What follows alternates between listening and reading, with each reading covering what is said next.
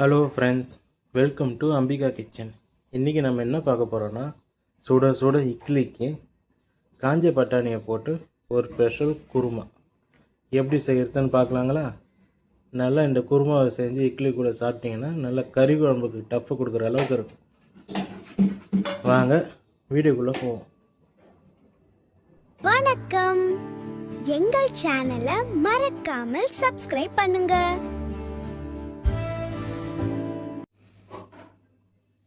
பட்டாணி குருமா வைக்கிறதுக்கு இந்தமாரி காஞ்ச பட்டாணியை ஒரு நைட்டு ஃபுல்லாக நல்லா ஊற வச்சுக்கோங்க.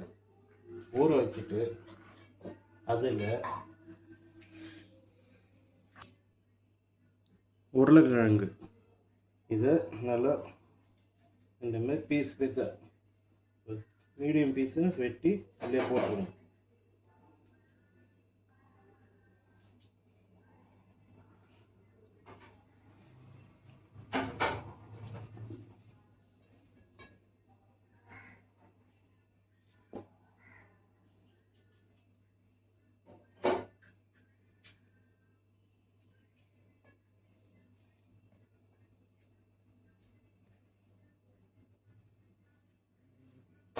உருளைக்கிழங்கு எல்லாத்தையும் கட் பண்ணி போட்டதுக்கப்புறம் ஒரு 4 பச்சை மிளகாவை நல்லா கீறி போட்டுருங்க.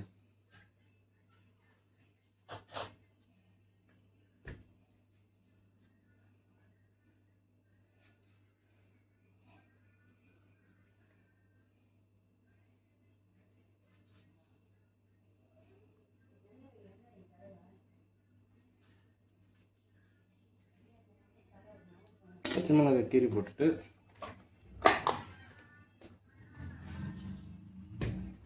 மஞ்சத்தூள் ஒரு 1/2 ஸ்பூன்,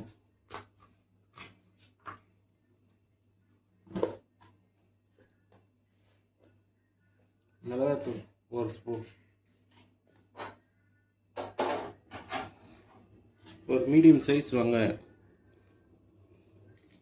இதை நல்லா பொடிச்சு அப்படி கையில் சீவி போட்டுருங்க.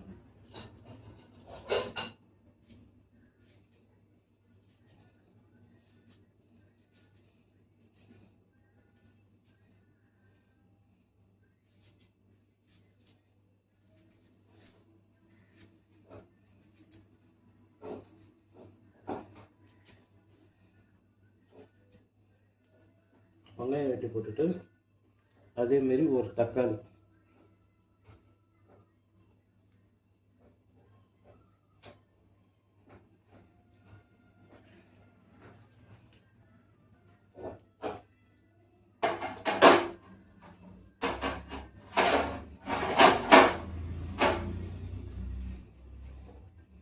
தக்காளியை வெட்டி போட்டுட்டு ஒரு துண்டு இஞ்சி இந்தமாரி நல்லா தோலை எடுத்துட்டு நசுக்கி போட்டுருங்க. கிராம்பு ஒரு 4 கிராம்பு, ஒரு 4 ஏலக்காய், பிரியாணி இலை,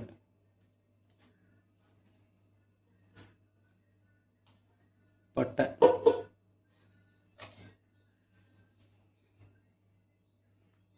குழம்புக்கு தேவையான உப்பு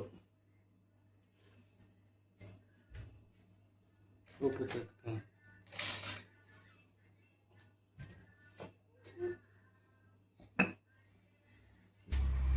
எல்லாத்தையும் சேர்த்துட்டு இது தேவையான தண்ணியை சேர்த்துக்கணும். தண்ணி ஊற்றிட்டு குக்கரை மூடி போட்டு மூடிடணும். எல்லாத்தையும் போட்டு தண்ணி ஊற்றி நல்லா மிக்ஸ் பண்ணிவிட்டு குக்கரை போட்டு மூடிடணும்.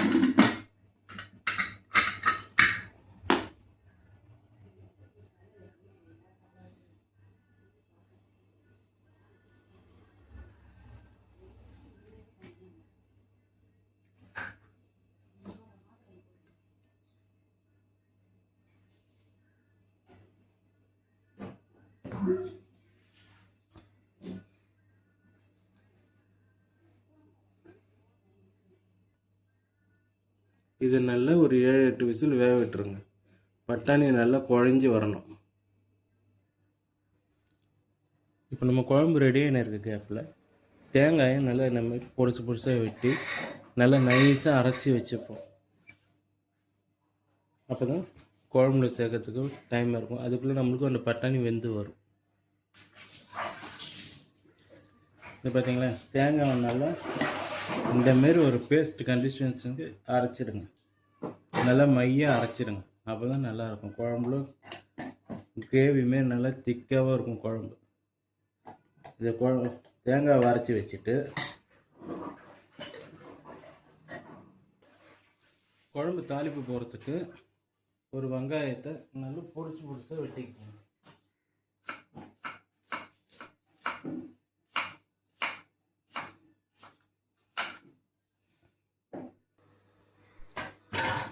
இந்த மாதிரி நல்லா பொடிசாக வெட்டிக்கணும் வெங்காயத்தை தாளிப்பு போகிறதுக்கு.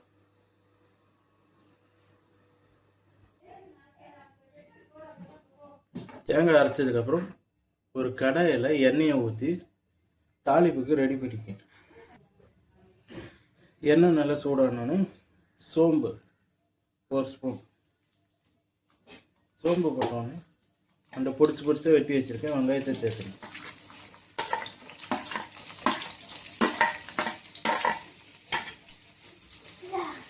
வெங்காயம் நல்லா கோல்டன் ப்ரௌன் ஆகிற வரையும் நல்லா வதக்கணும். இப்போ பார்த்தீங்கன்னா நம்ம வெங்காயம் நல்லா வதங்கி போச்சு. இந்த ஸ்டேஜ் வர வரையும் நல்லா வதக்கிட்டு ஸ்டவ்வை ஆஃப் பண்ணிவிடுங்க. ஆஃப் பண்ணிவிட்டு ஒரு கை கருவேப்பிலையை அதில் சேர்த்துருங்க. ஆஃப் பண்ணிவிட்டு கருவேப்பிலை போட்டுங்க போதும்.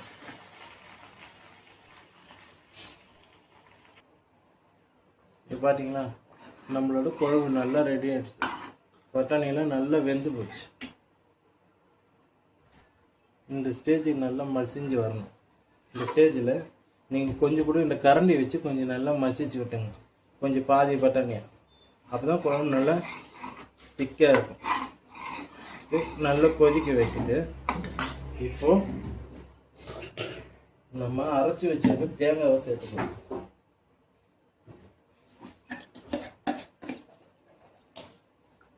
அரைச்சி வச்சுருக்க இந்த தேங்காய் பேஸ்ட்டை சேர்த்துக்கணும்.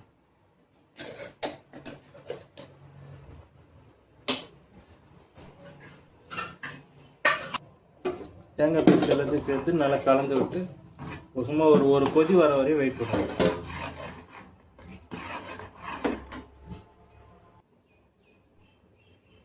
இப்போ பார்த்தீங்கன்னா தேங்காய் அரைச்சி ஊற்றி நம்ம குழம்பு நல்லா ஒரு கொதி வந்துச்சு. இந்த ஸ்டேஜில் நம்ம வறுத்து வச்சுருக்க தாளிப்பை போட்டுக்கலாம்.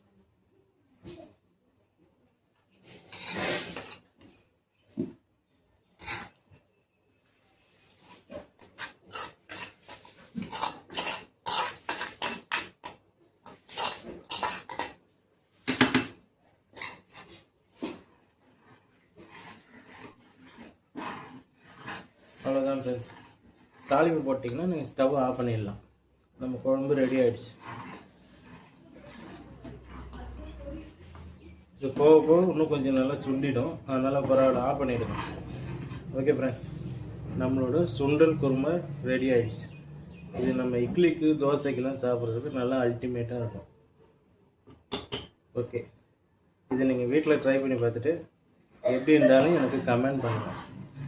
என்ன தப்பாக இருந்தாலும் பரவாயில்ல, கமெண்ட் பண்ணுங்கள், நாங்கள் கரெக்ட் பண்ணிக்கிறோம். ஓகே ஃப்ரெண்ட்ஸ், நம்ம சேனலை மறக்காமல் சப்ஸ்கிரைப் பண்ணிவிடுங்க, லைக் பண்ணிவிடுங்க. அப்போ தான் நம்ம போடுற வீடியோஸ் எல்லாம் உங்களுக்கு அடிக்கடி வரும். ஓகே, நெக்ஸ்ட் வீடியோவில் பார்க்கலாம். தேங்க்யூ. சின்ன சேனலுக்கு எதா இருந்தாலும் அது கொஞ்சம் ஆதரவு கொடுங்க. உங்க பொண்ணான கையை கொண்டு அந்த பெல்லில தட்டிடுங்க. அவங்களுக்கு சப்ஸ்கிரைபர் 5-10 ஏறுனா அவங்க மனசு சந்தோஷப்படும். அவங்க வீடியோவும் பாருங்க.